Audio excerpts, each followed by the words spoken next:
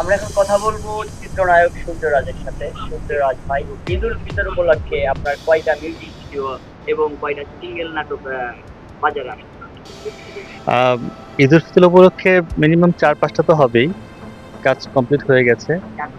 Music video music video কাজ আসতেছে, আর নাটক তো আসতেছে, অনেকগুলো আসবে, কয়েকটা চ্যানেল থেকে আসবে।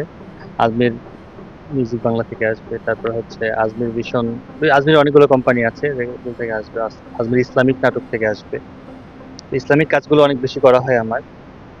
আমার পরিচালনায় আছে শফিক সাগর, তারপর আছে আপনার ইদ্রিস ভাই, আরো অনেকেই কাজ করছে আজমির আজমির কোম্পানির। আর এছাড়া বাইরে আরো কিছু কাজ করেছি, ওগুলো আসবে।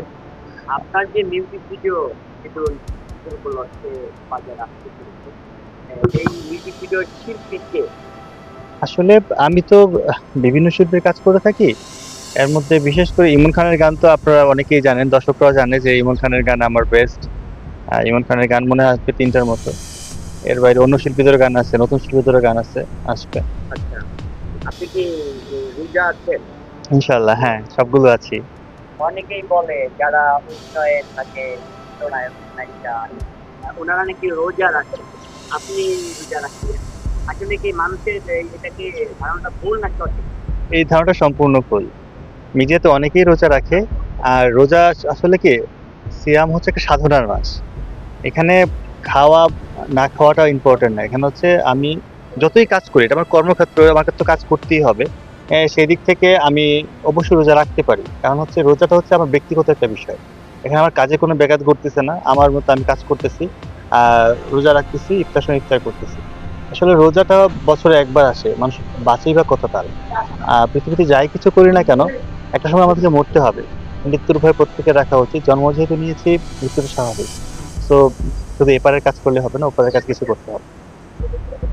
আপনি সিনেমার মানুষ, হঠাৎ আপনি সিনেমা ছেড়ে এই ইউটিউব জগৎ, এই ফেসবুক পেজ, এই নাটকগুলোতে মুভ করলেন কেন?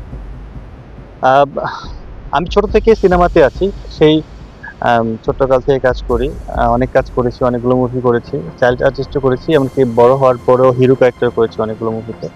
কিন্তু বিষয়টা হচ্ছে কি যে, মুভি তো এখন খুব কম হচ্ছে। আমার যে সিনিয়র ভাইয়েরা আছে, তারা কেউ কেউ নিজে প্রোডাকশন করেছেন, কেউ কেউ নিজে প্রডিউস করে কাজ করছেন।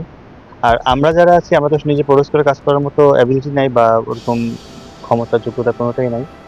তো আমার সাথে আশেপাশে যারা ছিল অনেকেই খুব বিপাকে পড়ে গেছে। আমি আল্লাহর কি রহমতে, এক ডিরেক্টর আমাকে নক করলো, নক করার পর আমি ইউটিউবে আসলাম। ইনশাআল্লাহ সাকসেস। তো আমি ওনাকে অনেক অনেক ধন্যবাদ জানাচ্ছি যে আজকে ওনার মাধ্যমে আমি ইউটিউবে আসছি, ইউটিউব থেকে এখন মোটামুটি ভালো একটা পর্যায়ে আছি। সারা বাংলাদেশ কিন্তু আমাকে ইউটিউবে আসার পর থেকেই চিনে। আমি সিনেমা যখন ছিলাম তখন আমাকে চিনতো না। আপনি কার কার হাত ধরে ইউটিউবে ইউটিউবে ফার্স্ট আসছি আমি শফিক সাগর ভাইয়ের কলে। নিজে কেনাকাটা করেছেন? না, না কেন? সময় পেলাম কোথায়। না, আবার আমি তো ভাবলাম যে আর্থিক সংকটে আছেন নাকি। না, তা না। যেহেতু এটা না, 1-1.5 মাস 2 মাস কাজ করছি, আর আর্থিক কোনো সংকট নেই, কিন্তু সংকট একটি সময়। তো যাই হোক, আপনার দীর্ঘায়ু কামনা করছি এবং আপনার ক্যারিয়ারও দীর্ঘায়ু কামনা করছি।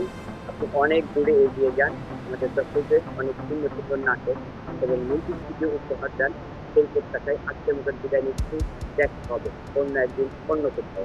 ধন্যবাদ। আসসালামু আলাইকুম।